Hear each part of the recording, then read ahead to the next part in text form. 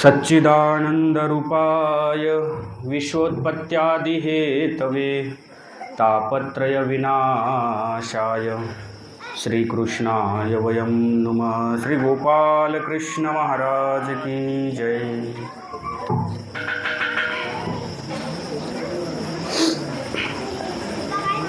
श्रीमद् भगवद्गीतेतील अध्याय 7 ज्ञान विज्ञान योग ह्या विषयावरती आपण चर्चा करत आहोत। काल आपण ह्या अध्यायातील पहिला श्लोक बघत असताना त्या श्लोकाचा पूर्वार्ध आपण बघितलेला आहे। आत्मसंयम योगाच्या पश्चात श्रीकृष्ण भगवंत अर्जुनाला ज्ञान विज्ञान योगाचं प्रतिपादन करत आहेत आणि या ज्ञान विज्ञान योगाच्या पहिल्या श्लोकामध्ये श्रीकृष्ण भगवंत अर्जुनाला सांगतात की मय्यासक्त मनः पार्थ योगम युञ्जन मदाश्रयः असंशयम समग्रं मां यथा ज्ञास्यसि तच्छृणु। अर्जुना, ज्याने तू मला जाणू शकशील, मला समजू शकशील असं ज्ञान मी तुला सांगतो ते तू ऐक। पण ते जाणण्यासाठी तुला काय करावं लागेल हे सांगत असताना श्रीकृष्ण भगवंत म्हटले की मय्यासक्त मनः, माझ्या ठिकाणी तुझं मन आसक्त कर। ह्या विषयावर आपण चर्चा करत होतो। माणसाला स्वतःचं मन एका ठिकाणी आसक्त करता येत नाही। काळानुसार, वेळेनुसार, परिस्थितीनुसार त्याच्या आसक्तीच्या जागा बदलत असतात, हे आपण काल ऐकलं। कधी त्याची आसक्ती पैशामध्ये आहे, कधी त्याची आसक्ती घरामध्ये आहे, कधी त्याची आसक्ती संततीमध्ये आहे, कधी पत्नीमध्ये आहे, कधी वेगवेगळ्या गोष्टीमध्ये मन आपलं ह्या आसक्तीच्या वाहनामध्ये फिरत असतं। जसं आपण आपली गाडी घेऊन कधी ताडकळसला जातो, कधी परभणीला जातो, कधी पूर्णेला जातो, कधी गंगाखेडला जातो, नाही का? वाहन एकच आहे पण ते वेगवेगळ्या ठिकाणावरती आपण त्याला घेऊन जातो। तसं मन हे वाहन आहे आणि ह्या मनरूपी साधनाला घेऊन आपण ह्या आसक्तीच्या वेगवेगळ्या टप्प्यांमध्ये, वेगवेगळ्या गावांमध्ये प्रवास करत असतो। जसा प्रवासी हा कुठल्याही एका गावाचा नसतो, तो वेगवेगळ्या गावामध्ये जातो, त्या ठिकाणी काही काळ थांबतो, परत तो दुसऱ्या गावाला जातो। तसं हे मन आहे, ते कुठल्याही एका ठिकाणी थांबत नाही। ते अविरत, अविचल, अस्थिरतेने, चंचलतेने प्रवास करत असतं। एका वस्तूमधून दुसऱ्या वस्तूमध्ये, एका गोष्टीमधून दुसऱ्या गोष्टीमध्ये, एका विषयामधून दुसऱ्या विषयामध्ये ते प्रवास करत असतं, त्यामध्ये गुंततं, परत त्यापासून विरक्त होतं, परत दुसरीकडे कुठेतरी आसक्त होतं। असा हा मनाचा प्रवास अव्याहतपणे आजीवन आणि त्रिकालपर्यंत, अनंत काळपर्यंत चालूच आहे। माणसं बदलली, आपले पूर्वज, आपले आजोबा होते, आपले पणजोबा होते, ते आले, त्यांच्या मनाच्या आसक्ती, त्यांच्या मनाचे प्रवाह, त्यांच्या मनाचा प्रवास हा वेगळ्या गोष्टीसाठी होता। त्यानंतर आपले वडील, त्यांनी जीवन जगलं, त्यांच्या आसक्तीचा प्रवास वेगळा होता।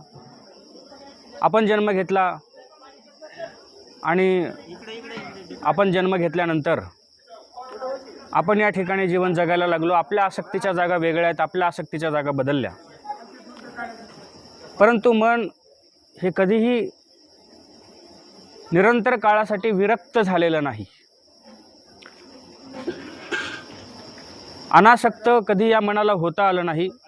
त्याचे विषय बदलले, काळ बदलला, माणसं बदलली, परंतु प्रत्येकाच्या ठिकाणी असलेलं मन, अर्थात मन हे मानवी शरीराचा कुठला अवयव नाही। जसं हृदय हे तुमच्या शरीराचा अवयव आहे, जसं तुमचं जठर, तुमचं यकृत हे तुमच्या आतमध्ये असणारी एक एक गोष्ट हे तुमच्या शरीराचा एक एक अवयव आहेत, तद्वत मन हे तुमच्या शरीराचा कुठला अवयव नाही। मन ही एक संकल्पना आहे जे तुमच्या जीवनामध्ये तुम्हाला संवेदनाशील बनवतं। असे दोन अवयव माणसाकडे आहेत, अर्थात ते अवयव नाहीत आहेत, परंतु आपण त्यांना संकल्पनेतून मानवी शरीराशी संलग्न असं मानतो. ते म्हणजे माणसाचं मन आणि माणसाची बुद्धी. माणसाचं मन संवेदनशील आहे, मन प्रेमात गुंतलेलं आहे, त्याला प्रेम कळतं. तसं बुद्धीला प्रेम कळत नाही, बुद्धीला ज्ञान कळतं आणि ज्ञान नेहमी गणित लावत असतं. लक्षात घ्या, मन गणित लावत नाही, मनाकडे संवेदना आहेत आणि म्हणून त्या संवेदनाशील असल्यामुळे मन कोणत्याही गोष्टीमध्ये लवकर गुंततं. ह्या उलट बुद्धी जी माणसाची आहे ही बुद्धी गणित लावते. बुद्धीकडं ज्ञान आहे, ज्ञानाच्या बळावर योग्य अयोग्य काय हा विचार बुद्धी करू शकते, परंतु मन या भानगडीत पडत नाही. मन हा विचार करत नाही. म्हणून मनाच्या आसक्तीच्या जागा वेळोवेळी बदलत असतात, ते एका गोष्टीवरती स्थिर राहत नाही. मग मी तुम्हाला सांगितलं की आपल्या आसक्तीच्या जागा वेगवेगळ्या आहेत. मग धन असेल, संतती असेल, घर असेल, तुमची जमीन असेल, तुमची गाडी असेल, जी काही तुमची उपभोगाची साधनं आहेत, ह्या वेगवेगळ्या साधनामध्ये तुम्ही तुमचं मन गुंतवलेलं आहे. आणि ह्या साधनाविषयीची आसक्ती तुमच्या मनाला कधीपर्यंत मोहवून ठेवेल, गुंतवून ठेवेल? जोपर्यंत ह्या प्रपंचाच्या संबंधाने जे देह तुम्हाला लाभलेला आहे, जे शरीर तुम्हाला लाभलेलं आहे, या शरीरामध्ये तुमचा जीव आहे, तोपर्यंत प्रपंच संबंधित वस्तूमध्ये तुमचं मन आसक्त राहतं. जेव्हा तुम्हाला कळतं की आता हे देह कधीतरी संपणार आहे, हे नाशिवंत आहे, याचं ज्ञान ज्या व्यक्तीला होतं, ती व्यक्ती प्रापंचिक आसक्तीमध्ये आपल्या मनाला गुंतू देत नाही. तुमच्या लक्षात येतं आहे का? हे जे शरीर तुम्हाला भगवंताने दिलेलं आहे हे नाशिवंत आहे. नाशिवंत देह जाणार सकळ, आयुष्य खातो काळ सावधान असं म्हटलेलं आहे. हे देह, हे शरीर जे आहे हे नाशिवंत आहे, हे कधी ना कधी संपणार आहे, याच्यातून आपल्याला निघून जायचं आहे. कुणीही इथं राहण्यासाठी आलेलं नाही. असं म्हटलं की येथं नाही उरो आले अवतार. ईश्वराचा अवतार जरी झाला तरी तो येथे कायमस्वरूपी राहण्यासाठी आलेला नाही. आपण तर सर्वसामान्य जीव आहोत, आपल्याला कधी ना कधी जायचंच आहे. ह्याची जाणीव जर तुम्हाला झाली आणि ती प्रत्येक क्षणाला तुम्ही तुमच्या अंतःकरणामध्ये जिवंत ठेवली, तर तुमचं मन कुठल्याही आसक्तीमध्ये गुंतणार नाही. हे तुम्ही म्हणजे काळ्या दगडावरची रेष, ही धारणा तुमच्या अंतःकरणामध्ये अगोदर निर्माण करा की हे जे शरीर आहे हे कधी ना कधी संपणार आहे. आता जी माणसं म्हातारी झालीत त्यांनी थोडंसं भूतकाळात जा. जेव्हा तुम्ही लहान होतात, अतिशय खूप छोटे छोटे होतात, लहान होतात, गावभर बागड्याचात, गावभर पळ्याचात, कुठेही खेळायचात, कुठेही उड्या मारायचात, कुठली बंधनं तुम्हाला नव्हती, कुठली प्रौढतेची भावना तुमच्या अंतःकरणामध्ये नव्हती, कुठल्या जबाबदाऱ्या तुमच्याकडे नव्हत्या. तुम्ही स्वच्छंदी होतात, विहरत होतात, विचारत होतात, उड्या मारत होतात, खेळत होतात, गावात, शेतात, दरी डोंगरामध्ये मुक्तपणे. नंतर तुम्ही मोठे झालात, तरुण झालात, तुम्ही विवाह केला, लग्न केलं, नंतर हळूहळू त्या संसारातल्या म्हणजे जी संसाराची क्षणिक का होईना, तत्कालीन का होईना, काही काळापुरती का होईना जी गोडी आहे ती गोडी अनुभवण्यामध्ये तुम्ही गुंतलात.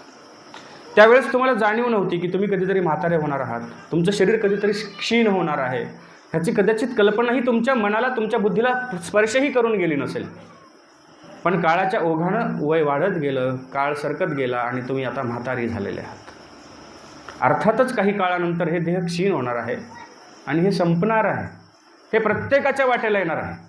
आज जी लहान मुलं आहेत ही काही काळानंतर म्हातारी होणारच आहेत. आज जी तरुण आहेत ही काही काळानंतर म्हातारी होणारच आहेत. आणि कधी काळी हे देह सोडून त्यांना निघून जावं लागणार आहे. म्हणून हे शरीर नाशिवंत आहे. ह्या शरीराच्या ठिकाणी षडविकार सांगितलेले आहेत, 6 विकार सांगितलेले आहेत. कोणते 6 विकार सांगितलेले आहेत? जायते, वृद्धीयते, स्थियते, क्षीयते, विपरिणमते आणि म्रियते. हे 6 विकार संस्कृत साहित्यानं शरीराच्या ठिकाणी सांगितलेले आहेत. जायते म्हणजे जन्माला येणं. शरीर जन्माला येतं, तुमचा जीव जन्माला येत नाही, तुमची आत्मा जन्माला येत नाही. ती अमर आहे, ती अनादी काळापासून आहे, ती सनातन आहे. जन्माला येतं ते तुमचं शरीर. त्यानंतर वृद्धी येते, ते वाढतं, शरीर वाढतं, तुमच्यातला जीव वाढत नाही, तुमचं शरीर वाढतं. विपरिणामते, त्याच्यामध्ये बदल होतात. ते लहान असतं ते तरुण होतं, तरुण असतं ते प्रौढ होतं, प्रौढ असतं ते म्हातारं होतं. हे बदल त्याच्यामध्ये होतात. त्यानंतर स्थियते, एका विशिष्ट काळानंतर ह्या शरीराची उंची वाढायची आता थांबते, ते स्थिर होतं. त्यानंतर क्षीयते, म्हणजे ते थकतं, म्हातारपणामध्ये ते थकायला लागतं. आणि शेवटचा विकार सांगितलेला आहे म्रियते, म्हणजे ते मरतं. काय मरतं? शरीर मरतं, तुमचा आत्मा मरत नाही. भगवद्गीतेच्या 2ऱ्या अध्यायामध्ये श्रीकृष्ण भगवंत सांगतात की वासांशी जीर्णानी यथा विहाय नवानी गृह्णाती नरोपराणी तथा शरीरानी विहाय जीर्णानी अन्यानी संयाती नवानी देही. ज्या पद्धतीने आपल्या शरीरावर आपण धारण केलेले कपडे हे जीर्ण होतात, जुने होतात, आणि जीर्ण झाल्यानंतर आपण काय करतो? ते फाटायला लागल्यानंतर आपण ते घालत नाहीत. आपण काय करतो? ते टाकून देतो आणि नवीन कपडे विकत घेतो, नवीन कपडे घालतो. तसं हे शरीर आहे, ते काही काळानंतर क्षीण होतं. जसं कपडे आपण वापरून वापरून खराब होतात की नाही, तसं हे देह, हे शरीर वापरून वापरून काही काळानंतर त्याची विशिष्ट मर्यादा आहे. कलियुगामध्ये याची 100 वर्षाची मर्यादा सांगितलेली आहे. त्या मर्यादेपर्यंत जसं आपल्या अंगावरचे कपडे जीर्ण होतात तसं हे शरीर त्या मर्यादेपर्यंत 100 वर्षापर्यंत क्षीण होतं. आणि मग ह्या शरीरामध्ये असणारा आत्मा काय करतो की हे शरीर आता क्षीण झालेलं आहे, आता हे उपयोगाचं राहिलेलं नाही, म्हणून ह्या शरीराला टाकून देतं. आणि ह्या शरीरातून तो आत्मा निघून जातो. तो पुढे कुठेतरी दुसऱ्या शरीरामध्ये जातो, दुसरा जन्म घेतो. म्हणून हे शरीर नाशिवंत आहे याची जाणीव जेव्हा मनुष्याला होते, ज्याला होते, वरवर नाही, बुद्धीने नाही, अंतःकरणाने. फक्त बुद्धीला माहीत असणं हे वेगळं, फक्त माहीत असणं वेगळं, ज्याला आपण काय म्हणतो थिअरी आणि प्रॅक्टिकल. केवळ तुम्ही वाचलेलं आहे, तुम्हाला कंठस्थ आहे, तुम्हाला पाठ आहे, म्हणजे तुम्हाला माहिती आहे की शरीर नाशिवंत आहे, हे माहिती असणं वेगळं, आणि त्या दृष्टीनं आपण त्याचं अनुसरण करणं, त्या दृष्टीनं वागणं, त्याची जाणीव क्षणाक्षणाला ठेवणं की बाबा रे मी कधीतरी मरणार आहे. आणि मग कशाचा गर्व, कशाचा अहंकार? पदाचा अहंकार, प्रतिष्ठेचा अहंकार, संपत्तीचा अहंकार, जमीन जुमल्याचा अहंकार, कशाचा अहंकार? हे कधीतरी संपणार आहे. ही जाणीव जर तुम्हाला प्रत्येक क्षणाला असेल ना, तर मला नाही वाटत की तुमच्यामध्ये कुठला गर्व, तुमच्यामध्ये कुठला अहंकार, तुमच्यामधली कुठली आसक्ती, कुठला मोह निर्माण होईल. अजिबात होऊ शकणार नाही. आणि म्हणून सगळ्यात पहिले ही जाणीव सतत आपल्या गाठीला पदराच्या बांधून घ्या की मी मरणार आहे. प्रत्येकजण इथे आलेला हा संपणार आहे. ही जाणीव झाली की तुम्ही आसक्तीपासून मोकळे होता. आणि त्यामुळे काय होतं की तुमच्यामध्ये निर्माण झालेले अनेक वाईट गोष्टी ज्या आहेत, जे वाईट विचार आहेत, जे दुर्विचार आहेत, जे दुराचार तुमच्यामध्ये निर्माण झालेले आहेत, हेही हळूहळू हळूहळू कमी व्हायला लागतात. म्हणून कुठल्या गोष्टीमध्ये किती आसक्त व्हायचं, किती गुंतायचं हे माणसाला कळायला पाहिजे. एका जत्रेमध्ये एका माणसाने दुकान टाकलं. एक व्यापारी आहे, कशाचं दुकान आहे मला निश्चित सांगता येणार नाही, पण त्या व्यापाऱ्याने एका जत्रेमध्ये दुकान टाकलेलं आणि ती जत्रा महिनाभर चालते आहे. 1 महिनाभर हळूहळू दिवसेंदिवस इतर व्यापाऱ्यांपेक्षा त्याचा माल चांगला आहे, त्याच्याकडे असणारा जे काही वस्तू आहे त्या चांगल्या आहेत, म्हणून त्याच्याकडे गर्दी येतात, वाढायला लागलेली आहे. त्याचं उत्पन्न वाढायला लागलेलं आहे, त्याच्या वस्तूचा खप व्हायला लागलेला आहे, त्याला जास्तीत जास्त लाभ व्हायला लागलेला आहे. आणि त्याच जत्रेमध्ये आजूबाजूला काही साधू संतांच्या राहुट्या त्यांनी घातलेल्या आहेत. त्या राहुट्यांमध्ये साधू संत त्या ठिकाणी येऊन बसायला लागलेले आहेत. आमचे हरिभक्तपरायण प्रल्हाद महाराज या ठिकाणी उपस्थित झालेले आहेत. तर साधू संतांच्या राहुट्या त्या जत्रेमध्ये आजूबाजूला घातलेल्या आहेत. आणि त्या राहुट्यांमध्ये आजूबाजूला साधू संत आहे. त्याच्याच बाजूला एका खूप मोठ्या साधूची पर्णकुठी त्याच्या बाजूला उभारलेली आहे, पण त्याचं त्याच्याकडे लक्ष नाही. कारण हा व्यावहारिक दृष्टीने विचार करणारा मनुष्य आहे, आपल्या लाभाचा विचार करणारा मनुष्य आहे. तुम्ही म्हणाल यात काय वाईट? संतांनी सांगितलं, तुका म्हणे लाभ होय तो व्यापार करा काय फार शिकवावे. लाभ होईल असा व्यापार करायला संतांनी सांगितलेला आहे. मग त्यांनी सांगितलेला व्यापार वेगळा, तो परमार्थाचा व्यापार आहे. आणि तुम्ही जर त्याचा निकष तुमच्या व्यावहारिक जीवनाशी लावत असाल, तुमच्या प्रापंचिक जीवनाशी लावत असाल, तर तुम्ही कुठेतरी गफलत करत आहात, चुकत आहात. परंतु ह्या मनुष्याला त्याची जाणीव नाही की एक फार मोठे संत आपल्या शेजारी पर्णकुटीमध्ये राहत आहेत, त्यांच्याकडे जावं, काही तत्त्वज्ञानाच्या गोष्टी विचाराव्यात नाही. कारण त्याची आसक्ती त्याला मिळणाऱ्या लाभामध्ये आहे, पैशामध्ये आहे, आणि दिवसेंदिवस त्याच्याकडे असलेल्या वस्तूची विक्री होते, त्याला लाभ होतो आहे. आणि मग आता त्याचं विचारचक्र वाढलेलं आहे. काय विचार करतो आहे, आता माझ्याकडे भरपूर पैसे आलेत, त्या पैशाने मी काय करेल, आता घरी गेल्यानंतर बरेचसे पैसे जमा झालेले आहेत, माझं घर मोडकळीच आलेलं आहे, मी आता गेल्यानंतर त्या घराची डागडुजी करेल, सुंदर असं घर तयार करेल. मग त्या घरामध्ये माझी छोटी छोटी मुलं आहेत, ती मुलं दुसऱ्याच्या घरी टी व्ही बघायला जातात, मी माझ्या घरामध्ये एक टी व्ही आणेल, एक छोटासा मोबाईल घेईल. कशासाठी? सासरवाडीच्या लोकांना फोन लावण्यासाठी. म्हणजे तो आता एक एक एक एक आपल्या मनोरथ माळिका आपल्या अंतःकरणामध्ये विचार करतो आहे. माणसाकडं त्याला आसक्ती असलेल्या गोष्टी जर त्याला प्राप्त व्हायला लागल्या की तो आपल्या मनोरथ माळिका वाढवत जातो. एक गोष्ट त्याला प्राप्त झाली की तो दुसऱ्या मोठ्या गोष्टीकडे उडी मारायला जातो. पायी चालणाऱ्या माणसाला सायकलवाल्याचा हेवा वाटतो, त्याला वाटतं मला सायकल मिळाली पाहिजे. त्याला सायकल मिळाली की त्याला फटफटीवाल्याचा हेवा वाटायला लागतो, त्याला वाटायला लागतं मला फटफटी भेटली पाहिजे. कदाचित त्याला फटफटी भेटली की मग त्याला त्याच्यापेक्षा चारचाकीवाल्याचा हेवा वाटायला लागतो. म्हणजे ही माणसाची वृत्ती आहे. तो उपभोगाच्या वस्तू अधिकाधिक आपल्याला कशा प्राप्त होतील ह्याची लालसा अंतःकरणामध्ये ठेवतो. परंतु हा विचार त्याचा परमार्थाच्या दृष्टीमध्ये नाही आहे. सर्वज्ञ श्री चक्रधर स्वामी सांगतात की अधगती, अधमती, अधरती हे 3 दोष माणसामध्ये आहेत. अधगती म्हणजे तो खालच्या दिशेला जातो आहे, त्याची गती खालच्या दिशेला आहे. अधमती, त्याची मती म्हणजे विचार करण्याची वृत्ती, त्याची बुद्धी खालच्या दिशेला नेणारी आहे. म्हणून तर सांगितलं की संगात संजायते काम, कामात क्रोधोभी जायते, क्रोधात भोवती समोह, समोहा स्मृती भ्रम, स्मृती भनुष्यात बुद्धिनाशन, बुद्धिनाशात प्रणश्यती. आता तो शेवटच्या खालच्या तळाला जाऊन पोहोचलेला आहे. आता ह्यावर विवेचन करणे इतका वेळ माझ्याकडे नाही, आपला विषय वेगळा आहे. पण मला सांगायचं की स्वामींनी सांगितलेलं आहे की अधमती माणसाची बुद्धी खालच्या दिशेला नेणारी आहे, ऊर्ध्वमती नाही आहे. तसे त्याची गतिमती जशी अध प्रकारची आहे तशी त्याची रती म्हणजे रममान होण्याची जागा ही सुद्धा खालच्या दिशेची आहे. तो आपल्यापेक्षा वरच्या माणसाकडे कधी बघणार नाही, तो आपल्यापेक्षा खालच्या माणसाकडे बघतो. एखाद्याला सांगितलं अरे बिडी ओढत जाऊ नको ना, काय मग बिडी ओढी तर काय होते, तो दारू पितो, तो त्याच्याकडे पाहिल, स्वतःकडे पाहणार नाही की मी बिडी ओढतोय म्हणजे माझं चुकतंय. तो आपल्यापेक्षा खालच्याकडे पाहतो. म्हणजे त्याची अधरती आहे, अधमती आहे, अधगती आहे, खाली जातो. जसा तो व्यवहारात विचार करतो ना, भौतिकतेमध्ये विचार करतो, तसा परमार्थामध्ये विचार करत नाही. माणूस आपल्या सोयीनं विचार करतो, आपल्या सोयीचं तत्त्वज्ञान माणूस मांडत असतो. अर्जुनाला जेव्हा रणांगणामध्ये उभं केलं तेव्हा अर्जुन स्वतःच्या सोयीचं तत्त्वज्ञान मांडायला लागला. मी जर यांना मारलं तर वर्णसंकर निर्माण होईल, वर्णसंकर निर्माण झाला तर मग यांना मोक्ष कसा मिळेल, यांना स्वर्ग कसा मिळेल, स्वतःचं तत्त्वज्ञान तो मांडायला लागला. पण मी स्वतः मोहित झालेलो आहे हे तो मान्य करत नाही आहे. मी आणि तुम्ही आपली अवस्था काय आहे, आपली अवस्था तीच आहे. आपण आपल्या सोयीचं तत्त्वज्ञान मांडत असतो. हे बोलणं, वाचणं, कंठस्थ असणं हा विषय वेगळा आहे, एका बाजूला आहे. पण व्यावहारिक जीवन जगत असताना तुम्ही असो की मी असो, आपण आसक्ती रहित होऊच शकत नाही. मी तासभर काय 10 तास जरी आसक्तीवर प्रवचन केलं आणि विरक्तीवर प्रवचन केलं, मला करता येईल, तुम्हाला ऐकता येईल. पण व्यावहारिक जीवनात जगत असताना काय, आपण खरंच त्याचं किती अनुसरण करतो, किती अनुकरण करतो, त्यानुसार वागतोच किती, हे प्रत्यक्षपणे जगण्याचा विषय आहे, आसक्ती आणि विरक्ती. मग श्रीकृष्ण भगवंताने अर्जुनाला सांगितलं की मय्यासक्त मनापार्थ, माझ्या ठिकाणी तुझं मन आसक्त कर. पण ते करता येत नाही. तसं त्या मनुष्याला जाणीव नाही की माझ्या शेजारी कुणीतरी साधू आहे, त्यांची पर्ण कुठे आहे. तो मोठमोठ्या कल्पना आपल्या मनामध्ये करतो आहे की मी अमुक करेल, मी तमुक करेल, मी असं करेल, मी तसं करेल, मनामध्ये विचार करतो आहे.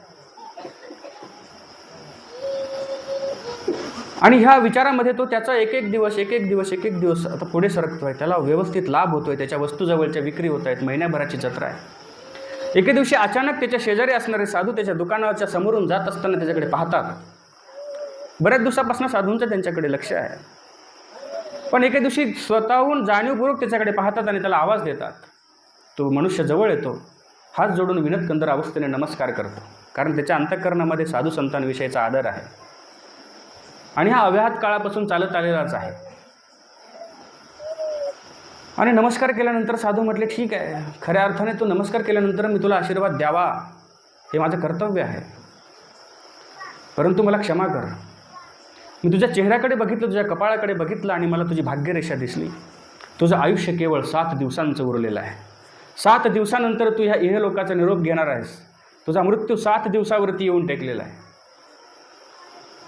ही सूचना केल्याबरोबर तो हतबल झाला. त्याच्या हातापायातली त्राण निघून गेले. हातपायात गळित गात्र झाले. तो एकाएकी खाली बसला, धाडकन खाली बसला.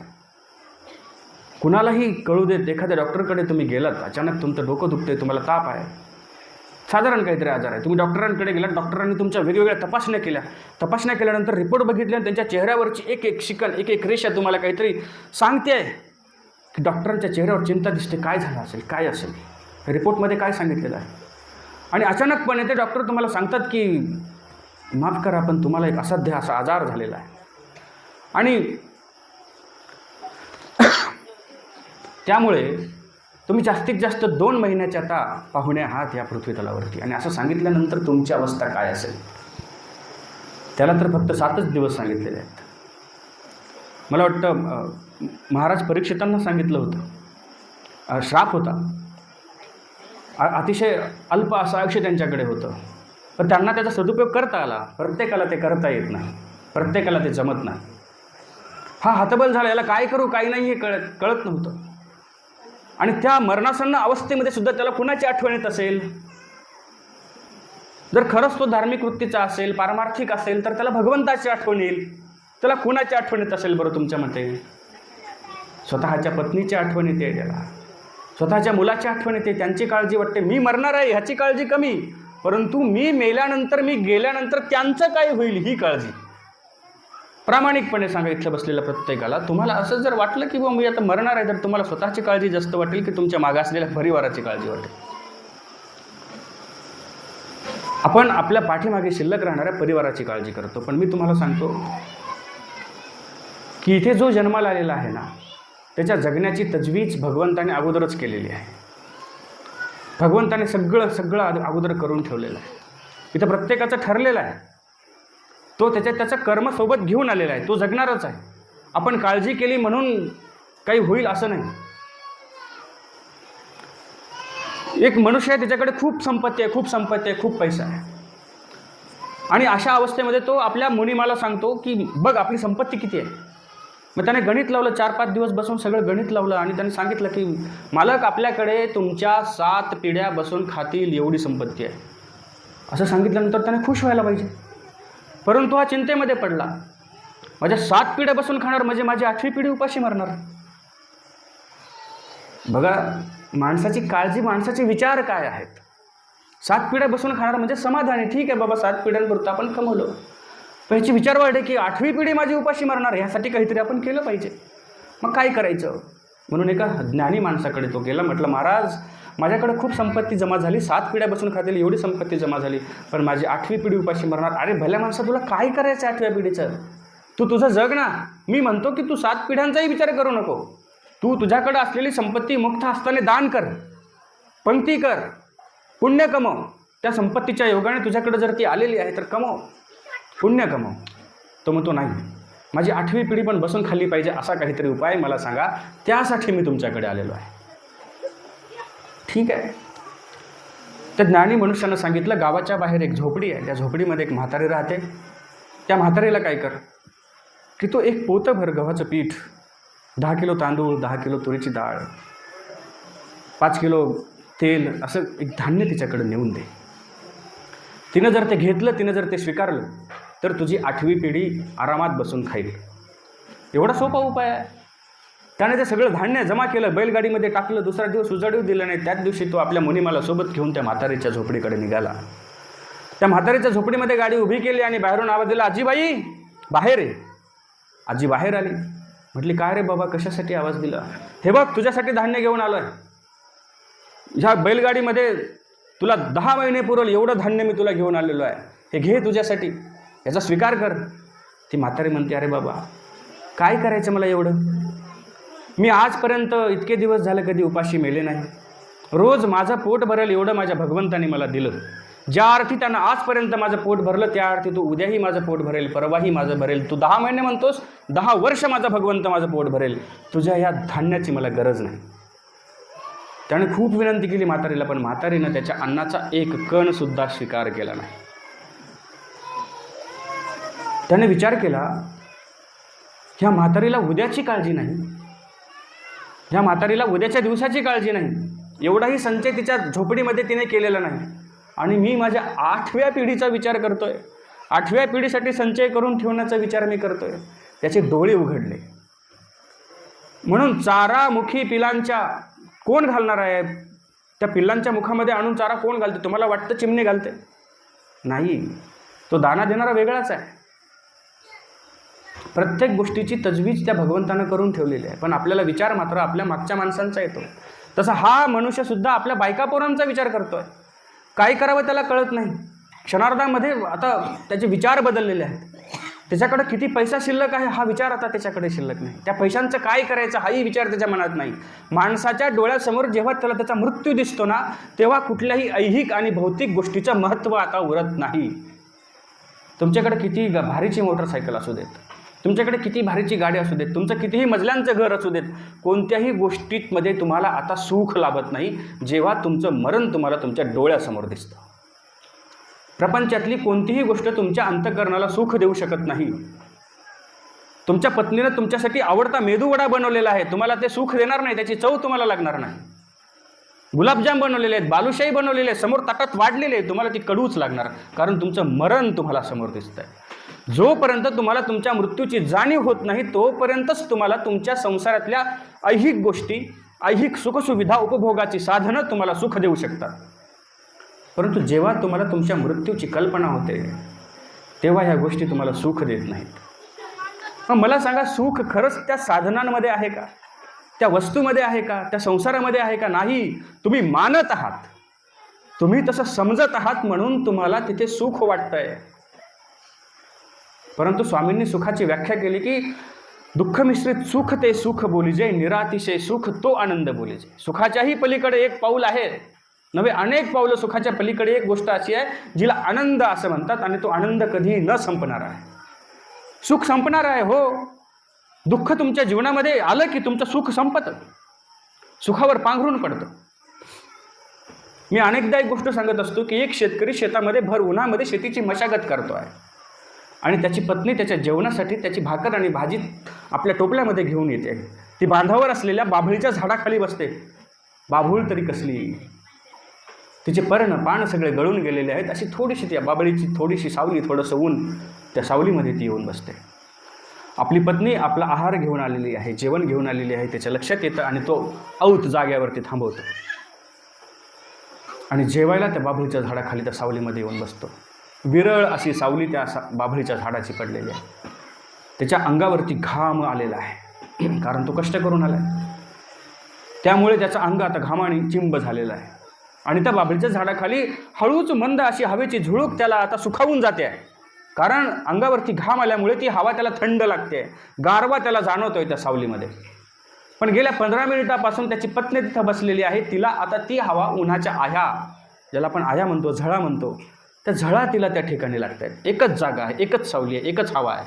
एकाला ती सुख देते आहे आणि एका व्यक्तीला ती दुःख देते आहे. असं का? कारण हा शेतकरी मोठ्या दुःखातून आलेला आहे छोट्या दुःखामध्ये, पण त्या पत्नीसाठी हे दुःख मोठंच आहे. आपल्या मालकाचं जेवण झाल्यानंतर ती पत्नी टोपलं डोक्यावरती घेते, घरी जाते, पायी पायी चालत घरापर्यंत जाते, आणि घरी गेल्यानंतर घरातल्या पंख्याखाली बसते. चालत आल्यामुळं तिला घाम आलेला आहे, आणि पंख्याखाली बसल्यामुळं तिला ती हवा थंड लागते. पण वर पत्रा आहेत घरात, पत्राच्या खाली तो पंखा लावलेला आहे. तिथे गेल्या अर्ध्या तासापासून तिची मुलगी अभ्यास करत बसलेली आहे. ती चालत आल्यामुळं तिला त्या पंख्याची हवा थंड लागते आहे, कारण ती उन्हात न आलेली आहे. पण तिच्या मुलीला ते पत्र गरम झाल्यामुळं ती पंख्याची हवा गरम लागते. उन्हाळ्यात लागते का नाही पंख्याची हवा गरम तुम्हाला तुमच्या घरात, ज्यांची घरं पत्राची आहेत? मग एका ठिकाणी तिच्या आईला सुख भेटत आहे, पण मुलीला दुःख आहे का? कारण ती मोठ्या दुःखात न आलेली आहे, छोट्या दुःखामध्ये. तुमच्या जीवनात येणारं प्रत्येक सुख हे दुःखच आहे, फक्त अगोदरच्या मोठ्या दुःखापेक्षा त्याचं प्रमाण कमी झालेलं आहे, म्हणून तुम्हाला सुखाचा भास होतो. अर्थात ते दुःख नाही, ते सुख नाही, ते दुःखच आहे, हे लक्षात घ्या. म्हणून सुख पाहता जवा पाडे दुःख पर्वता एवढे असं म्हटलेलं आहे. एक धागा सुखाचा 100 धागे दुःखाचे, जर तारी हे वस्त्र मानसा तुझ्या आयुष्याचे सगळीकडे दुःख आहे.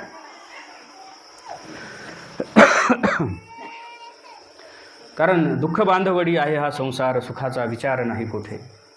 प्रत्येक पावला पावलाला तुमच्या जीवनामध्ये दुःख आहे. पण तुम्हाला जेव्हा तुमच्या मृत्यूची जाणीव होते तेव्हा तुम्हाला कुठलंही साधन तुमच्या उपभोगाचं सुख देऊ शकत नाही. ज्या ज्या गोष्टीमध्ये तुम्ही आजपर्यंत सुख शोधलं ना, ती गोष्टसुद्धा तुम्हाला दुःख देते. तुम्हाला आवडणारी बालुशाही, तुम्हाला आवडणारा गुलाबजाम तुम्हाला सुख देत नाही. तुम्हाला आवडणारी तुमची मोटरसायकल तुम्हाला सुख देत नाही. तुमच्या आवडीचा मोबाईल तुम्हाला सुख देत नाही, कारण तुमचं मरण तुमच्या समोर उभं आहे. ही आसक्ती कधीपर्यंत आहे? जोपर्यंत तुम्हाला तुमच्या देहाच्या नाशिवंत असण्याची जाणीव होत नाही तोपर्यंत. पण आपण सर्वसामान्य माणसं, आपल्याला हा देह नाशिवंत आहे याची कल्पनाच नाही. त्यामुळे अज्ञानाचे निप्रसादे हा जन सुखिया होऊनी असे. आपल्याकडे असलेलं मृत्यूचं अज्ञान, नाशिवंत देहाचं अज्ञान, हे आपल्या सुखाचं कारण आहे. लक्षात ठेवा. ह्या दुःखाची जाणीव गौतम बुद्धांना झाली. त्यांना कळालं की माणसाला एक दिवस मरायचं आहे. त्यांना कळालं की माणसाला आजारी पडायचं आहे. त्यांना कळालं की माणसाला एक वेळेस म्हातारं व्हायचं आहे. ह्या 3 गोष्टी त्यांनी पाहिल्या. एका आजारी माणसाला पाहिलं, एका म्हाताऱ्या माणसाला पाहिलं आणि एका मेलेल्या माणसाला पाहिलं. त्यांना कळालं की जीवनामध्ये ही दुःख वारंवार तुमच्या समोर येणारी आहेत. आणि मग ह्या दुःखाचं परिवर्तन आपल्याला आनंदात कसं करता येईल? तर ह्या संसारात राहून आणि ह्या प्रपंचामध्ये राहून, ह्या लोकांमध्ये, ह्या सुखोपभोगाच्या साधनामध्ये राहून निश्चितच आपल्याला आनंदाचा मार्ग सापडणार नाही. म्हणून त्यांनी क्षणार्धात राज्यवैभवाचा त्याग केला, पत्नीचा त्याग केला, मुलाचा त्याग केला आणि वनामध्ये सुखाच्या शांतीच्या शोधामध्ये ते निघून गेले. जगाच्या पाठीवर शांततेचं तत्त्वज्ञान सांगणारा एकच धर्म म्हणजे बौद्ध धर्म. एकच तत्त्वज्ञान म्हणजे बौद्धांचं तत्त्वज्ञान. बाकी तत्त्वज्ञानानं तर आपल्याला कर्मकांडामध्ये गुंतवून ठेवलं. अमुक कृत्य करा, तमुक कृत्य करा, अमुक देवतेला जा, तमुक देवतेला जा, फेऱ्या घाला, वेढे घाला, या देवाला जा, त्या देवाला जा, गुंतवून ठेवले कर्मकांडात आपल्याला. प्रपंचातून निघालो, परमार्थाच्या भानगडीत पडलो. काय सुख कुठे आहे? शांती कुठे आहे? पण गौतम बुद्धांनी कुठल्याही कर्मकांडात तुम्हाला गुंतवून ठेवलं नाही. मान्य करतो की बौद्धांचं दर्शन हे नास्तिक आहे, पण माणूस म्हणून माणसाला शांततेचा मार्ग सांगणारं एकच तत्त्वज्ञान जगाच्या पाठीवर आहे, ते म्हणजे बौद्धांचं. पण त्या दृष्टीनं बौद्धसुद्धा त्याच्याकडे बघत नाहीत. मग जीवन जगत असताना आपल्याला ह्या ऐहिक सुख उपभोगाच्या साधनामध्ये किती गुंतायचं आहे हे माणसाला कळलं की माणसाचं मन त्याच्यापासून विरक्त होतं आणि भगवंतामध्ये आसक्त होतं. हेच तर श्रीकृष्ण भगवंताला अर्जुनाकडून अपेक्षित आहे. म्हणून तर श्रीकृष्ण भगवंत अर्जुनाला म्हणतात की मयी आसक्त मना, तुझं मन माझ्या ठिकाणी आसक्त कर. तू बाकीच्या गोष्टीमध्ये गुंतून पडलेला आहेस. राज्यवैभव असेल, इत्यादी काही गोष्टी असतील, तुझी मुलं बाळ असतील, तुझी संतती असेल, संपत्ती असेल, जे काही आहे, ह्या गोष्टीमध्ये तू गुंतून पडलेला आहेस. परंतु हे सगळं नाशिवंत आहे, संपणार आहे. म्हणून तू माझ्या ठिकाणी तुझं मन काय कर की तुझं मन माझ्या ठिकाणी आसक्त कर. एक युनानी सम्राट आहे. त्या सम्राटाकडे खूप धन संपत्ती आहे आणि त्याच राज्यामध्ये सोलन नावाचा एक खूप मोठा तत्त्ववेत्ता राहतो आहे. त्या युनानी सम्राटाला वाटलं की ह्या सोलनवर सगळं राज्य प्रभावित झालेलं आहे, सगळी प्रजा प्रभावित झालेली आहे. त्याच्या तत्त्वज्ञानाने तो प्रजेला प्रभावित करतो आहे. आणि आपण जर त्याला आपल्या या राज्यामध्ये आणलं आणि आपलं राज्यवैभव त्याला दाखवलं आणि जर तो खुश झाला आणि म्हणाला की तुमच्यासारखा सुखी माणूस कोणी नाही, तर ह्या राज्यातली सगळी माणसं माझ्याकडे आकर्षित होतील. माझ्या सुखोपभोगाने त्यांच्या अंतःकरणामध्ये ईर्ष्या, मत्सर, लोभ निर्माण होईल आणि सगळ्यांच्या अंतःकरणात माझी एक वेगळी प्रतिमा निर्माण होईल. म्हणून त्या युनानी सम्राटाने त्या सोलन नावाच्या तत्त्ववेत्याला आपल्याकडे बोलवलं. त्याला बोलवणी पाठवली, काही सेवक पाठवले. त्या सेवकांनी अतिशय त्या लावाजम्याने त्याला अतिशय आदर सत्काराने सन्मानाने त्या राजवाड्यामध्ये आणलेला आहे. आणि तो राजा स्वतः अतिशय थाटामध्ये त्या सोलन नावाच्या तत्त्ववेत्याला आपलं राज्यवैभव दाखवतो आहे.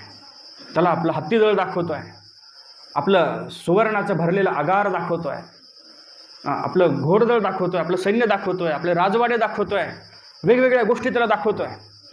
आणि जसा जसा एक एक गोष्ट तो सोलन पाहतो, त्याच्या चेहऱ्यावर एक एक रेषा चिंतेची वाढते. राजाला टेन्शन आलं. एवढं पाहिल्यानंतर तर ह्या सोलनने खुश व्हायला पाहिजे, प्रसन्न व्हायला पाहिजे.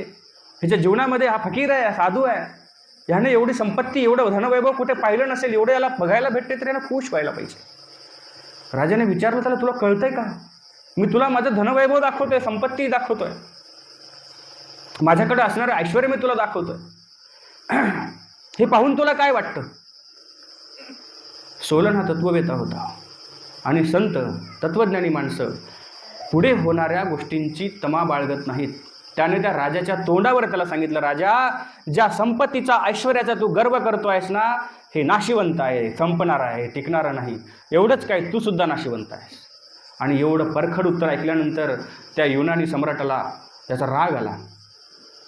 जे नाही व्हायला पाहिजे होतं तेच झालं.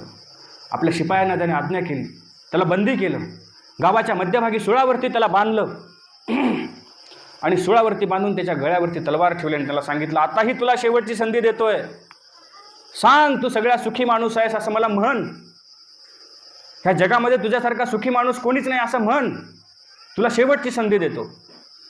तरीही तो सम्राटी, तो सोलन असणारा तत्ववेता, तो म्हटला, अरे मला मरणाची भीती का दाखवतोयस? मी आज मेलो नाही तर उद्या मरेल, उद्या मेलो नाही तर परवा मरेल. मरणाचं कारण माझ्यासाठी क्षुल्लक आहे. तुझ्या तलवारीने मेलो काय, आजाराने मेलो काय, किंवा नैसर्गिक मृत्यूने मेलो काय, मरणार तर मी आहेच. मरणाची भीती मला दाखवू नकोस. म्हणून जे खरे ज्ञानी असतात, खरे संत असतात, त्यांना मरणाची भीती नसते. ते मरणाला भीत नाहीत, ते कळी काळाला भीत नाहीत, ते त्याच्या छाताडावर पाय देऊन जगायचं शिकलेले असतात. तो मरणाची भीती कुणाला दाखवतोयस?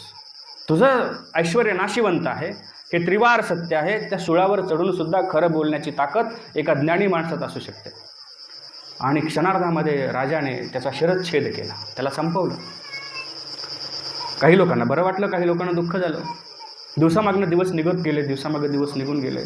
आता हा राजा हळूहळू ह्याच्याकडचं सैन्य कमी व्हायला लागलं, याच्या लोकव्यवहारामुळे याच्या मकडची माणसं दूर जायला लागली, लोकांच्या मनात याची प्रतिमा धुसर व्हायला लागली. शेजारच्या एका बलाढ्य राज्यानं आक्रमण केलं, त्याचं राज्य हस्तगत केलं आणि त्याचं राज्य हस्तगत केल्यावर नंतर लोकांपर्यंत पोहोचावं की मी ह्या राजाला संपवलेलं आहे, म्हणून त्याला गावाच्या मध्यभागी सुळावर चढवलं, त्याच्या गळ्यावरती तलवार ठेवली. आणि तेवढ्यात त्याला कोणाची आठवण आली? सोलन, तो जो तत्ववेत्ता ज्याला यांनी मारलं होतं त्याची आठवण आली. तो दिवस त्याला आठवला. अशीच लोक जमलेली होती. सोलन असाच त्या सुळावरती लटकलेला होता, माझी तलवार त्याच्या गळ्यावरती होती. आणि तो सांगत होता, राजा, तुझं ऐश्वर्य नाशिवंत आहे, तुझी संपत्ती नाशिवंत आहे, तुझं धन नाशिवंत आहे, हे तुला अमर करणारं नाही, तू देखील नाशिवंत आहेस. पण मला तेव्हा लक्षात नाही आलं आणि त्याच्या चेहऱ्यावरती हसू उमटलं, त्याला हसायला आलं. त्या राजाने विचार केला, मी ह्याच्या गळ्यावर तलवार ठेवलेली आहे, मरणार आहे, आणि मरण्याच्या वेळेस त्याला हसायला येतंय कसं? मरताना कोणाला हसायला येतं का? कुणालाही मरताना हसू येत नाही. अरे मरायचं हे कळालं तरी हसू येत नाही, मरताना कसं काय हसू येईल? म्हणून त्या राजाने विचारलं, काय झालं? सगळा इतिवृत्तांत सांगितला. त्याच्याही अंतकरणामध्ये उत्सुकता लागली की हा कोण असेल बाबा एवढा मोठा तत्वज्ञानी की जो मरताना नाशिवंत संसाराचं सत्य बोलून गेला. कथा बाजूला ठेवा, पण मला हे सांगायचं की ज्या गोष्टीमध्ये आपण आसक्त होत आहोत, ज्या धनवैभवामध्ये आपण आसक्त होत आहोत, ज्या पैशासाठी आपण नको नको त्या गोष्टी करत आहोत, धावपळ करत आहोत, मी मान्य करतो पैसा जगण्यासाठी गरजेचा आहे, याचे अनुभव मलाही आलेत. पैशाशिवाय तुम्हीही जगू शकत नाही, मी जगू शकत नाही. पण त्यात किती आसक्त व्हायचं, त्यात लागले पण किती ठेवायचं, त्या पैशामध्ये जीव किती गुंतवायचा, हे कळालं पाहिजे. अहो काही लोकांना झोप लागत नाही, हो झोप लागत नाही. पैसा पैसा पैसा, 1000 500 1000 500, म्हणजे ते डोक्यामध्ये सारखा विचार असतो, झोप लागत नाही. आज एवढे आले का, उद्या किती येतील? काय झालं, एका राज्यामध्ये एक न्हावी होता. न्हावी म्हणजे कळतं ना तुम्हाला, हे दाढी कटिंग वगैरे करणारा. आणि मग त्या न्हाव्याकडं राजाची सेवा होती की रोज सकाळी जाऊन सगळ्यात पहिले तर राजाची दाढी कटिंग करायची. कटिंग तर काही रोज करावं लागत नाही, परंतु दाढी रोज करावी लागते. मग दाढी रोज राजाची दाढी करायची आणि त्या बदल्यात तो राजा त्याला 1 रुपया द्यायचा. त्या काळामध्ये 1 रुपया खूप मोठा होता, त्याची किंमत खूप होती. आणि मग हा न्हावी रोज तो रुपया भेटला की त्या 1 रुपयामध्ये दिवसभर मौज करायचा. दिवसभर मित्रांना खाऊ घालायचा, कोणी जवळचा माणूस असेल त्याला काहीतरी खाऊ घालायचा, स्वतःही त्याच्यामध्ये काहीतरी खायचा. म्हणजे त्या 1 रुपयाचा दिवसभरामध्ये तो पूर्ण आनंद घ्यायचा. त्या काळातला 1 रुपया खूप मोठा होता. जी माणसं आता जुन्या काळातले त्यांना माहीत असेल त्या काळातल्या रुपयाची किंमत. आणि मग असा रोजचा 1 रुपया त्याला भेटायचा आणि त्या 1 रुपयामध्ये तो आपलं आयुष्य, आपलं जीवन आनंदामध्ये जगायचा. त्याच्या चेहऱ्यावरचा तो आनंद तो राजा रोज सकाळी बघायचा. त्या राजाला आश्चर्य वाटायचं, माझ्याकडे एवढी संपत्ती आहे, एवढं राज्य आहे, तरीही मी आनंदी नाही, माझ्या चेहऱ्यावरतीही प्रसन्नता नाही, आणि हा साधारण न्हावी ह्याच्या चेहऱ्यावर एवढी प्रसन्नता, एवढा आनंद, इतका सुखी हा आहे कसा काय? ही चिंता त्या राजाला सतावते आहे. न राहून त्या राजाने त्या न्हाव्याला विचारलं की बाबा रे, एवढा आनंद तुझ्याकडे कुठे आहे, कुठून आला? एवढा सुखामध्ये तू कसा राहतोय, एवढा हसत खेळत, एवढ्या प्रसन्नतेमध्ये तू तुझं जीवन कसं जगतोय? तो म्हटला, मला तर काही कारण माहीत नाही, पण मी जगतोय. प्रसन्नतेला कारण काय करायचं, आनंदाला कारणाची काय आवश्यकता? त्याला गरज नाही आहे आनंदाला कुठल्या कारणाची, कुठल्या म्हणजे कारण असण्याची, कुठल्या पार्श्वभूमीची. तो नैसर्गिक आहे, प्रत्येकामध्ये आहे, फक्त तुम्हाला तो घेता आला पाहिजे. मला माहिती नाही कुठलं कारण आहे माझ्या आनंदाचं. राजा मात्र त्याचा रोजचा आनंद पाहून त्याला चिंता. माणसं समाजात असतात हो, दुसऱ्याचा आनंद पाहवतच नाही. दुसरा समोरचा सुखी असला, शेजारचा सुखी असला की त्याच्या शेजाऱ्याला त्याचं सुख पाहवत नाही. ह्याला दुःखी कसं करता येईल, ह्याला टेन्शन कसं देता येईल, ह्याच्यासाठी तो कुरापती करतच असतो. समाजात अशी माणसं जागोजागी पाहायला भेटतात की ज्याला दुसऱ्याचं सुख पाहवत नाही, ज्याला दुसऱ्याचा आनंद बरा दिसत नाही. तसं त्या राजाला त्या न्हाव्याचा आनंद बघून, त्याची प्रसन्नता बघून त्याच्या पोटात दुखत होतं. त्याला काय करावं कळत नव्हतं. मी राजा असून दुःखी आणि हा न्हावी असून एवढा प्रसन्न कसा काय? मग त्याने आपल्या प्रधानाला सांगितलं, ह्याच्या आनंदाचं कारण काय? म्हटलं, महाराज काळजी करू नका, तुम्हाला त्याची प्रसन्नता पाहवत नाही ना, मी त्याचा उपाय करतो. आणि मग त्या प्रधानाने उपाय केला. 1 रुपयाचे 99 नाणे एका पिशवीमध्ये भरले. म्हणजे किती रुपये झाले? 99 रुपये झाले. 1 रुपयाचे 99 नाणे त्याने एका पिशवीमध्ये भरले. पिशवीचं पुरचुंडी बांधली आणि ती रात्रीच्या वेळेस, मध्यरात्री त्या न्हाव्याच्या घरामध्ये फेकून दिली. सकाळी हा न्हावी उठल्यानंतर त्याला ती पिशवी सापडल्यानंतर तो पटकन घरामध्ये घेऊन गेला. घरामध्ये नेऊन हळूच त्यानं ते पैसे खाली टाकले. एक नाणं त्यानं मोजत 95, 96, 97, त्याला वाटलं 100 भरतात. 98, 99, अरे 1 कमी पडला. प्रसन्न असलेला चेहरा आता चिंतेत बुडालेला आहे. 1 असता तर बरं झालं असतं. आपले असंच होतं, आपण नोटला नोट जोडून ठेवतो, मोजतो, अरे 580 झाले का, 20 असते अजून तर 600 झाले असते, बरोबर की नाही? आणि त्याची प्रसन्न असलेली मुद्रा आता चिंतेत बदलली. आता 1 रुपया आणायचा कुठून? त्याला आठवलं, हरकत नाही, राजा रोज 1 रुपया देतो. आता राजाची दाढी करून आली की आपल्याकडे 1 रुपया होईल आणि 99चे 100 होतील. अवघड काय आहे त्यामध्ये? आता लवकर जाऊ लागेल.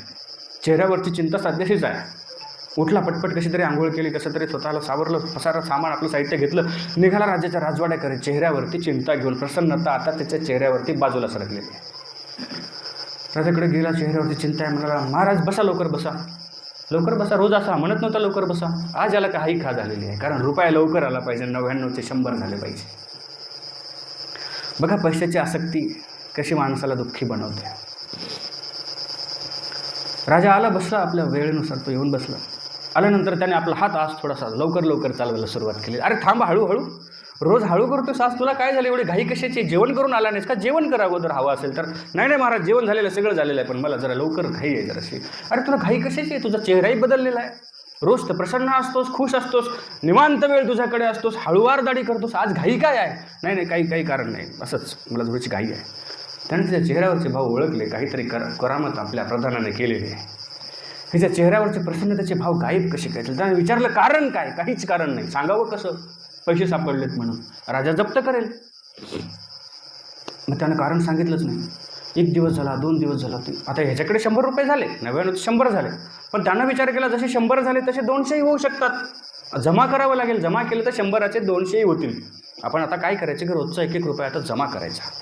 100चे 200 करायचे, 200चे 500 करायचे, 500चे 1000 करायचे. त्याला आता ती सवय लागली आणि रोज आता तो त्याच चिंतेत असायचा. आजचा रुपया कधी लवकर भेटतो, उद्याचा कधी भेटतो, परवाचा कधी भेटतो, आणि या चिंतेनं तो आता राजाकडे जायचा. राजा बघायचा, दिवसेंदिवस त्याची प्रकृती आता खालावते आहे. त्याचा चेहरा काळवंडलेला आहे. त्याच्या चेहऱ्यावरती चिंतेच्या आभा आता त्याला दिसायला लागलेले आहेत.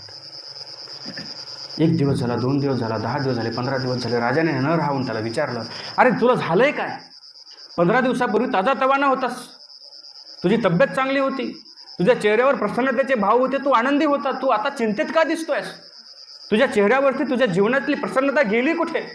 काय कारण आहे? नाही काही. अरे मला सांग, तू सांग, मी तुला अभय देतो, तुला कुठलीही भीती नाही, सांग काय कारण आहे, सांग. तेव्हा घाबरत त्याने कारण सांगितलं. म्हणाला, महाराज असं असं झालं. अच्छा, म्हणजे प्रधानांनी अशी करामत केली का? असा तो राजा त्याच्या समोर म्हणाला की प्रधानांनी ही करामत केली का? प्रधानाने?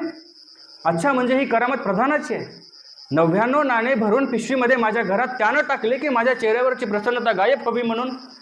म्हणजे ही करामत आहे, जाणून बुजून केलेलं म्हणजे हे कारस्थान आहे. त्याच्या लक्षात आल्यानंतर आता तो बदलला.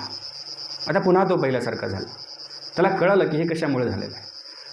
पण हा गोष्टीतला गाभा लक्षात घ्या की जेव्हा त्याच्याकडे पैसे नव्हते, रोज 1 रुपया असायचा. 1 रुपयामध्ये तो आपलं जीवन प्रसन्नतेने जगायचा, आनंदात जगायचा, जीवनाचा आनंद घ्यायचा. पण त्याला 99चे 100 करण्याची आसक्ती निर्माण झाली, 100चे 200 निर्माण करण्याची आसक्ती निर्माण झाली. आणि आता तो हळूहळू त्या पैशामध्ये गुंतायला लागलेला आहे, त्याच्यामध्ये आसक्त व्हायला लागलेला आहे. आपल्या जीवनात तरी वेगळं काय होतं? हेच तर होतं.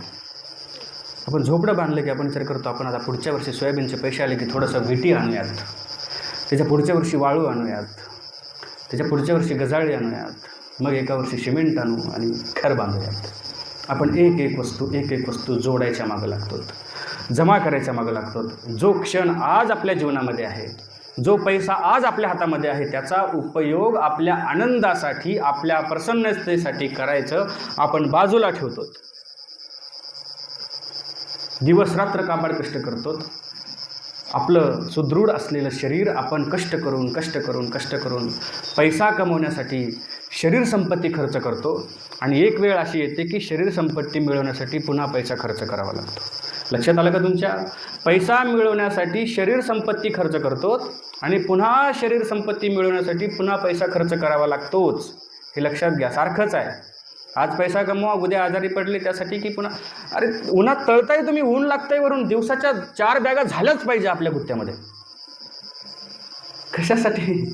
अरे आजारी पडाल ना, किती ऊन लागते, किती गरमी होते, 2 बॅग कापा, पडलात 500 रुपये रोज पडू दे, हरकत नाही. 1000 पडावा 8 तास, कशासाठी? पण आपण त्यामध्ये आसक्त झालेलो आहोत. स्वतःच्या तब्येतीची काळजी नाही, स्वतःच्या आरोग्याची काळजी नाही, आपल्यावर आधारित आपली मुलं बाळ आहेत त्यांची काळजी नाही. आपण एक एक नोट जोडायच्या मागं लागलेलो आहोत. 1000, उद्या 2000, सोयाबीन संपेपर्यंत 30,000 तर कसे उरतातच, बरोबर? आणि मग हे जोडण्याच्या मागं आपण लागलेलो आहोत, त्याच्यामध्ये आसक्त झालेलो आहोत. मी म्हणत नाही करू नका, तुमचं काम आहे करा, पण मायबाप स्वतःची तब्येत सांभाळा, स्वतःचं आरोग्य सांभाळा. पैसा प्रत्येकाला आवश्यक आहे, तुम्हालाही आवश्यक आहे, मलाही आवश्यक आहे. तुम्ही तुमचं काम करता पैशासाठीच करता, मी माझं काम करतो पैशासाठीच करतो, पैशाशिवाय कोणी करत नाही. पण तब्येतीला सांभाळून एवढंच. आणि मग आपण आसक्त होत आहोत, आपण एकेका गोष्टीमध्ये गुंतत आहोत. एक एक गोष्ट आपल्याला आपल्या जीवनाच्या ध्येयापासून दूर नेते. खरं तर आपल्या जीवनाचं ध्येय काय आहे मी तुम्हाला सांगितलं. भगवत प्राप्ती, कैवल्यप्राप्ती, मोक्षप्राप्ती, ह्या सगळ्या संकल्पना आपण थोड्या काळासाठी बाजूला ठेवू. आपण म्हणूयात की हे सगळ्या संकल्पना आहेत. मोक्ष कोणी पाहिला, देव कोणी पाहिला, स्वर्ग कोणी पाहिला, कैलास कोणी पाहिलं, वैकुंठ कोणी पाहिलं, हे आपल्या डोळ्याला दिसतच नाही. मग ते आहे की नाही, कितपत खरं, हे सगळं आपण थोड्या वेळासाठी बाजूला ठेवू. पण आता ह्या दृष्टीनं विचार न करता केवळ भौतिक दृष्टीनं विचार करून सांगा की तुमच्या जीवनाची इती कर्तव्यता कशात आहे. तुमचं आरोग्य सांभाळून तुमचं जीवन तुम्हाला सुखोपभोगाने काठाला लावणं, माणूस म्हणून जगणं, समाजाच्या हितासाठी जगणं, समाजाच्या उपकारासाठी जगणं, माणूस म्हणून तुम्हाला तुमचं जीवन शेवटपर्यंत जगता येणं, ही इती कर्तव्यता जर आपण लक्षात घेतली तर हे तुमच्या जीवनाचं ध्येय तुमच्या लक्षात येतं का नाही. मग ह्या दृष्टीनं आपण आपलं जीवन जगतो का? कधी ह्या दृष्टीनं आपण समाजाच्या सेवेसाठी त्याच्यामध्ये आसक्त होतो का? समाजाच्या हितासाठी कधी आपण आसक्त झालो का? जे पतित आहेत, जे दलित आहेत, जे हीन आहेत, जे दीन आहेत, त्यांना हात देऊन उठवण्यासाठी आपण कधी समोर गेलो आहोत का? फुटपाथवर पडलेली गरीब माणसं, त्यांना कधी मदत करण्यासाठी आपण पुढे गेलेलो आहोत का? समाजाच्या हितासाठी आपण आपलं जीवन, आपलं कर्तव्य म्हणून, मनुष्य जीवन म्हणून आपण काय केलेलं आहे? आपल्याला आपल्या स्वतःपुरती आसक्ती संपत नाही, स्वतःच्या घराविषयीची आसक्ती संपत नाही, स्वतःच्या जीवनाविषयीची आसक्ती संपत नाही, तर मग आपण समाजाच्या हितासाठी कधी पुढे झजणार, कधी पुढे निघणार? नाही निघू शकत. जी माणसं धनलोभी आहेत ती तर मुळातच त्याच्यामध्ये आसक्त झालेली आहे. त्यांना ते कधीच सुटत नाही. मरण आलं तरी सुटत नाही, मेलं तरी चालेल, पण पैसा सुटत नाही. एका ठिकाणी काही माणसं समुद्रातनं प्रवास करत आहेत, एका नावेतनं बसून. अचानक वादळ आलं, वारं सुटलं. नाव डगमग डगमग डोलायला लागली. आता मरणार काही क्षणामध्ये. जहाज आता त्या समुद्रामध्ये उलटं पालटं होणार. सगळी माणसं समुद्रामध्ये जाणार. आता ते गतप्राण होणार. त्यांना जलसमाधी भेटणार. आणि अशामध्ये माणसं देवाची प्रार्थना करायला लागली. वेगवेगळ्या संप्रदायाची माणसं आपापल्या देवाला बोलवत आहेत. त्यांच्या त्यांच्या पद्धतीनं ते आपल्या भगवंताची प्रार्थना करत आहेत. प्रत्येकजण आपापल्या देवाची प्रार्थना करतो आहे. त्यामध्ये एक कंजूस अशा वृत्तीचा सावकार आहे. तो सावकारही देवाची प्रार्थना करतो. प्रत्येकजण आता मरणाच्या वेळेस देवाला काहीतरी, आपली भक्तीच अशी आहे, आपण काहीतरी पाहिजे असतं म्हणून देवाला काहीतरी देण्याचा प्रयत्न करतो. म्हणजे आपण देवाला काहीतरी दिलं म्हणजे देव आपल्याला काहीतरी देईल. संतही म्हणतात की घेशी तेव्हा देशी ऐसा असंशी उदार. तो काहीतरी घेतो तेव्हा देतो हे आपल्या लक्षात आहे. म्हणून आपल्याला काहीतरी द्यायला पाहिजे. म्हणून ती माणसं देवाला प्रार्थना करायला लागली. कोणी म्हटलं देवा मी 10 लाख रुपये तुझ्या मंदिराला देणगी देतो, मला ह्याच्यातून वाचव. ज्याच्याकडे जशी ऐपत असेल तसा तो काहीतरी देऊ करतोय. कुणीतरी म्हणाला की मी संन्यास घेतो, आता सगळं संसार सोडून देतो, देवा आता मी दीक्षा घेतो, मला ह्याच्यातून वाचव. मरण कुणाला हवं आहे? कुणालाच मरण नको आहे. पण प्रत्येकजण स्वतःचा जीव वाचवण्यासाठी वेगवेगळ्या प्रार्थना करतो. आणि तो कंजूस असणारा एक सावकार, तोही आता सगळेजण प्रार्थना करायला लागलेत, हे सगळे वाचतील आणि मी एकटाच मरतो की काय. ह्या मरणाच्या भीतीपोटी देवाला म्हणतो, देवा मी आताच जी 9 लाखाची माडी बांधलेली आहे ती 9 लाखाची माडी तुला दान करतो. ती विकून त्याचे पैसे गोरगरिबामध्ये दान करल, पुण्य करल, पण देवा मला या संकटातून वाचव. आणि कर्मधर्म संयोगाने कदाचित त्यांच्या सुदैवाने ती नाव सुखरूपपणे पैल तीराला लागलेली आहे. काठावरती येऊन पोहोचली. बाकी लोकांना काही वाईट वाटलं नाही, पण या सावकाराला जास्तच वाईट वाटायला लागलं. त्यामुळे बुडून मेलं असतं तर बरं झालं असतं. 9 लाखाची माडी वाचली असती, लेकराबाळांना कामी आली असती. उगाच म्हणलो काही की अशी म्हणजे त्याच्या मनामध्ये विचार निर्माण व्हायला लागले.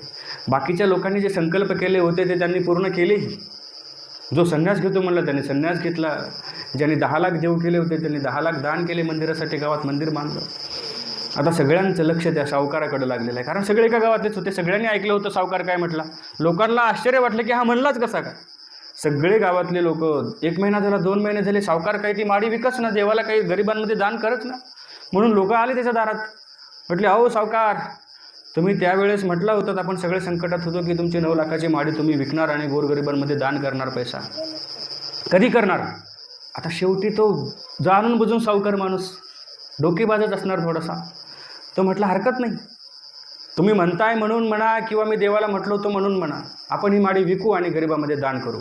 उद्या सकाळीच काय करा, आपल्या जवळपासच्या सगळ्या धनाढ्य लोकांना बोलवा आणि उद्या सकाळी आपण ह्या माडीचा लिलाव करू. ठरल्याप्रमाणे सगळी माणसं जमा झाली. आता त्या सावकारानं काय केलं, ती माडी आणि त्या माडीच्या समोर एका खांबाला एक मांजर आणून बांधली. आणि त्या लिलावामध्ये त्याने सगळ्यात पहिले घोषणा केली, हो मला माडी लिलाव करायची आहे, पण माडीसोबत या मांजराचा सुद्धा लिलाव करायचा. दोन्ही गोष्टी एकाच माणसाला विकत घ्याव्या लागतील आणि दोन्हीची किंमत मी तुम्हाला आताच सांगतो. मांजराची किंमत 9 लाख रुपये आणि माडीची किंमत 1 रुपया. लक्षात आलं का. मांजराची किंमत 9 लाख रुपये, माडीची किंमत 1 रुपया. लोक म्हणले अरे अरे तुझं काहीतरी चुकतंय, उलटं होतंय. माडीची किंमत 9 लाख, मांजराची 1 रुपया. नाही नाही नाही मला कळतंय म्हटलं, ही मांजरलाही महत्त्वाची आहे. म्हटलं मी दुरून आणली कुठून तरी शेतातून पकडूनच होती, दुरून आणली, खूप महत्त्वाची आहे म्हटलं. पण मांजराची किंमत 9 लाख आणि माडीची 1 रुपया. कुणाला घ्यायची त्यांनी आपला लिलाव करा. लोक म्हणले आपल्याला माडीशी मतलब, मांजराची किंमत दिली काय 9 लाख, माडीशी दिली काय, पैसे द्यायचे आहेत ना, फक्त तेवढेच द्यायचे आहेत ना, हरकत नाही. हे सावकार लोक बाहेरून आले होते, त्यांना प्रकार माहिती नव्हता. त्यांनी 9 लाख मांजराचे आणि 1 रुपया माडीचा त्याच्या हातात दिल्यानंतर ते लोक निघून गेले. आता लोक म्हणले हां आता आले ना पैसे, आता दान कर. ठीक आहे म्हटलं हरकत नाही. त्यांनी 9 लाख खिशामध्ये घातले, हे मांजराचे, आणि 1 रुपया माडीचा. मी तर म्हणलो होतो ना, माडी विकून आलेला पैसा गोरगरिबात दान करेल. हा या घ्या 1 रुपया, करून टाका गोरगरिबामध्ये दान. म्हणजे माणसं देवाजवळ बोलून सुद्धा स्वतःच्या संपत्तीतली आसक्ती सोडत नाहीत. एवढे आपण संपत्तीमध्ये आसक्त होऊन बसलेलो आहोत. माणसं देवासोबत डोकं लावतात. तुम्हाला ती गोष्ट माहिती असेल ना, तो शेतकरी देवाला म्हणतो देवा चांगलं पीक येऊ दे आणि जेवढं सगळं वर येईल तेवढं सगळं तुला देतो. आणि मग तो भुईमुग पेरतो, जमिनीतलं मग तो घेतो आणि वरचा सगळा पाला देवाला देतो. माहीत आहे ना तुम्हाला. मग म्हणतो वरचं तुला, जमिनीतलं मला. आणि मग तो काहीतरी हरभरे लावतो, काय जे असेल तो लावतो. तो वरचा आपण घेतो, जमिनीतली मुळं देवाला देऊन टाकतो. नंतर देव म्हणतो अजूनही जमलं नाही, तो चल वरचं तुला, खालचं तुला, मधलं मला. मग काय मका लावतो, मका मध्यभागी येते, वरचं देवाला, खालचं देवाला, आणि मधला मका आपण घेतो. अशी माणसं आहेत समाजात की ज्यांची आसक्ती धनवैभवामध्ये आहे, संपत्तीमध्ये आहे, ईश्वरामध्ये नाही. म्हणून मायबाप हो, ही सुख उपभोगाची साधनं तुम्हाला तुमच्या जीवनाच्या ध्येयापर्यंत नेऊन पोहोचविणारी नाहीत. आणि हेच भगवंताच्या लक्षात आलं की हे अर्जुनाला समजत नाही आहे. म्हणून अर्जुनाला श्रीकृष्ण भगवंत ज्ञान विज्ञान योगाच्या प्रथम श्लोकामध्ये सांगतात की मय्य आसक्त मनः पार्थ, हे पृथापुत्र अर्जुना, तुझं मन काय कर, माझ्या ठिकाणी आसक्त कर, माझ्यामध्ये आसक्त कर. आणि त्यानंतर योगम युंजन मदाश्रय, तुझ्या मनाला युक्त कर माझ्या ठिकाणी. मदाश्रय, माझा आश्रय घे. आपण मात्र संसाराचा आश्रय घेतो, तकलादू गोष्टींचा आश्रय घेतो. ज्या माणसांच्या आश्रयानं राहतो ती माणसांचा आश्रय काही कामाचा नाही.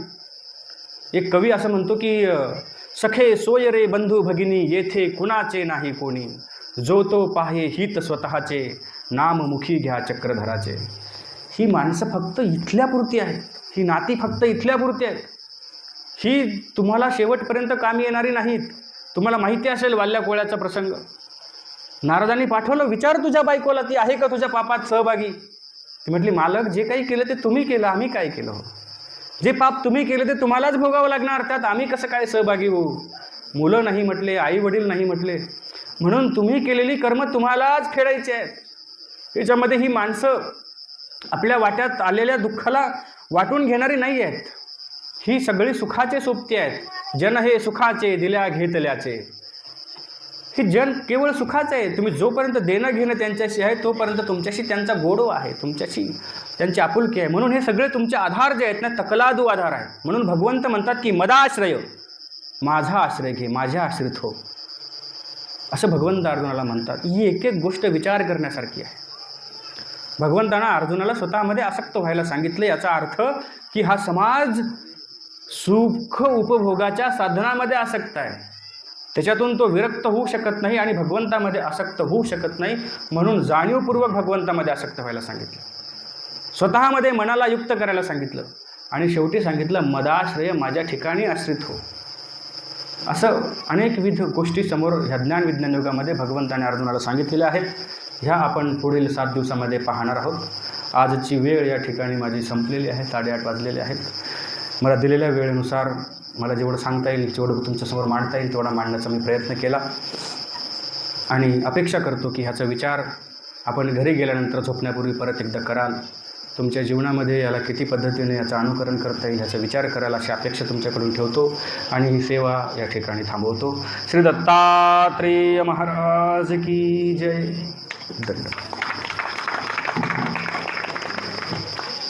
जीवन जगत असताना कर्मराटेतील जीवांना किंवा आपल्या सर्वसामान्य जीवांना आपण जगत असताना काय आचरण करावं, कुठपर्यंत हव्यास वाढवावा, कुठपर्यंत आसक्तीची कास धरावी, किंवा कुठपर्यंत आपला विचार